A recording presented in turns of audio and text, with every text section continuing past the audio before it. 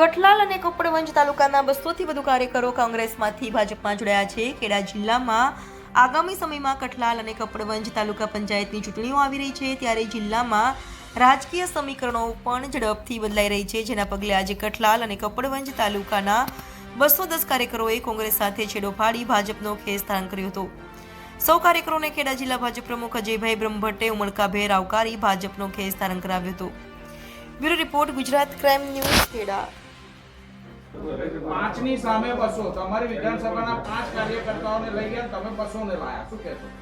કપડવંજ વિધાનસભાની અંદર રૌદાવત જિલ્લા પંચાયત સીટના આજે 210થી પણ વધુ આગેવાનો ભારતીય જનતા પાર્ટીમાં જોડાયા છે. એમનું ખરા હૃદયથી આવકારીએ છીએ.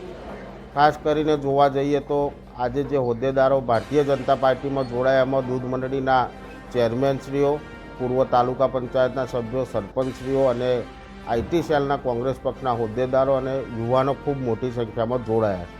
અને યુવાનો માટે કહેવાયું છે કે યુવાનો હંમેશા વિસ્તારના વિકાસ અને વિસ્તારને દિશા સૂચક હોતા હોય છે, ત્યારે કોંગ્રેસ પક્ષથી નારાજ થઈ અને અમારા દેશના યશસ્વી વડાપ્રધાન નરેન્દ્ર મોદી સાહેબ, ગૃહમંત્રી અમિતભાઈ શાહ સાહેબ અને ગુજરાત રાજ્યના મુખ્યમંત્રી શ્રી ભૂપેન્દ્રભાઈ પટેલ સાહેબની સરકારની જે વિકાસની રણનીતિ છે, વિકાસલક્ષી કામો છે, તેનાથી પ્રેરાઈ અને આજે ભારતીય જનતા પાર્ટીમાં જોડાયા છે. અને એમણે એક દૃઢ નિશ્ચય કર્યો છે કે આવનારી તાલુકા પંચાયતની ચૂંટણીમાં કઠલાલ અને કપડવંજે ઐતિહાસિક જીત ભારતીય જનતા પાર્ટીને અપાવવાની છે. અને આવનારા સમયમાં તાલુકા પંચાયત કઠલાલ અને કપડવંજ બંને ભારતીય જનતા પાર્ટીની શાસિત તાલુકા પંચાયતો 100% બનવા જઈ રહી છે.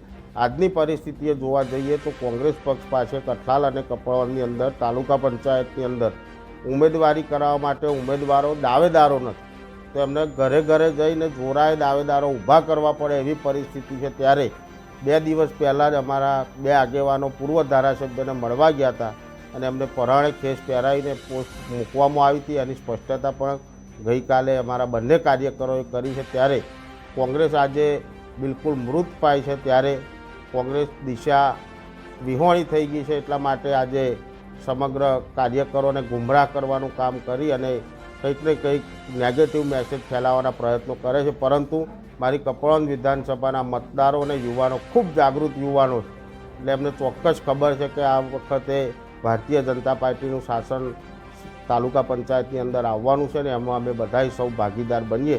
એટલા માટે આજે સૌ જોડાયા છે, ત્યારે અમને હું આવકારું. हम तुम्हारे एक मारेंगे, आप उनके 100 मारे, क्या बात? શું કહેવા માંગશો? જે રીતના આટલા લોકો જે જોડાયા છે, કોણ છે, કઈ વિધાનસભા? કપડવંજ વિધાનસભાના રૌદાવત જિલ્લા પંચાયત સીટના 5 તાલુકા પંચાયત સીટ પૈકીના જે કોંગ્રેસના કાર્યકર્તાઓ છે, એ લોકો આજે ધારાસભ્યશ્રીની આગેવાનીમાં જિલ્લા ભાજપ કાર્યાલય પર અમારા પ્રભારી કુશળસિંહજીની હાજરીમાં એ ભારતીય જનતા પાર્ટીમાં જોડાયા છે. એમાંથી એક પણ કાર્યકર્તાને અમે કોઈને ફોર્સ કરીને લાયા નથી. જે લોકોને પોતાની પાર્ટીના સિદ્ધાંતો અને એની વિચારધારાથી તકલીફ છે અને ભારતીય જનતા પાર્ટીની વિકાસની રાજનીતિ, સેવાની રાજનીતિ અને સરકારોના કામ વિકાસને ધ્યાને લઈ એ લોકો અમારા ધારાસભ્યની આગેવાનીમાં આજે ભારતીય જનતા પાર્ટીમાં જોડાયા છે. જો એ લોકોએ આ પ્રયત્ન ન કર્યો તો પણ ત્યાંના લોકો ભારતીય જનતા પાર્ટીના કામથી આકર્ષિત થઈને જોડાવાના જ હતા. અને જો આવનારા દિવસોમાં આવા અનેક કાર્યક્રમો આપને જોવા મળી શકે છે. જેમ ખાસ કરીને જો વાત કરીએ તો કોંગ્રેસ જે કઠલાલ અને કપડવંજ પહેલાના સમયમાં જે ઘટ થયું છે, હવે ત્યાંની શું સ્થિતિ છે?